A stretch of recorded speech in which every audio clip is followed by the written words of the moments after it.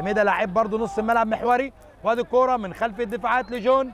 جون بيفكر يلعب العرضيه، خطيره الهجمه، خطيره الهجمه والارتقاء العالي وخطيره وجول، وهدف اول لمصلحه ابو قير الاسمده عن طريق اللاعب عمر ابراهيم القميص رقم 15. كره القدم الساحره المستديره وجون مباتشو، وادي الكوره عند جلال والتسديده جوه الجول، وتسديده صاروخيه لا تصد ولا ترد من اللاعب ابراهيم جلال، تيجي في بطن العارضه وتغير اتجاهاتها وتخش في الزاويه العاميه.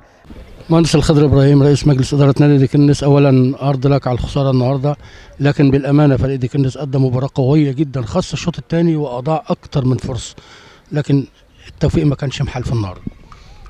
كابتن محمود، احنا بنلعب كوره والكوره فيها توفيق وعدم توفيق، ودي في الاخر رياضه.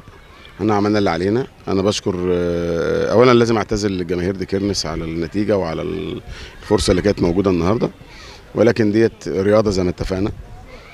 وانا راضي طبعا، هي فوز وهزيمه وتعادل، وده قواعد اللعبه ولازم نقبلها.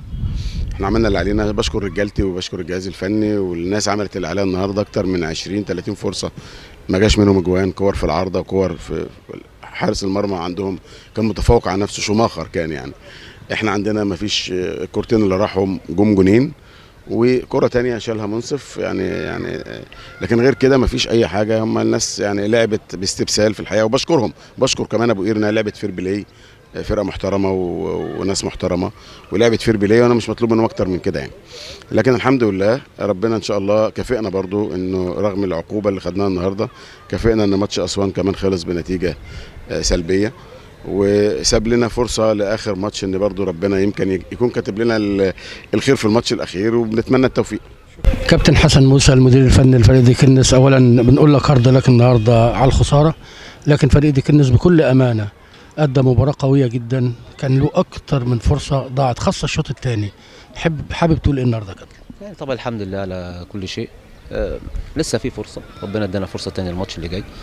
النهارده عملنا مباراه مقبوله جدا، ما كانتش وحشه. طبيعي في اخطاء لكن الاجابات كانت اكتر. زي ما حضرتك شفت 4 كور في العارضه تقريبا او 3، يعني جوان صريحه، يعني ده غير 3-4 فرص كانت ممكن يبقى الوضع افضل من كده كتير.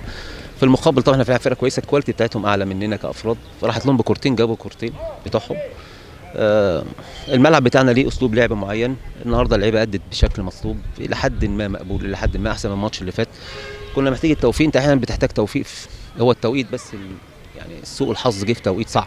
النهارده مكسبك كان اعادك رسمي، يعني قدر الله ما شاء فعل. اللعيبه عملت اللي عليها ولسه في امل، ويمكن ربنا يكون كاتب لنا حاجه في اخر ماتش ان شاء الله. كابتن عبد الرحمن فاروق المدرب العام لفريق ابو قير الاسمده، مبروك الفوز النهارده، اداء قوي من الفريقين، قدرتوا تخرجوا ب3 نقاط غاليه من ملعب نادي ديكنس.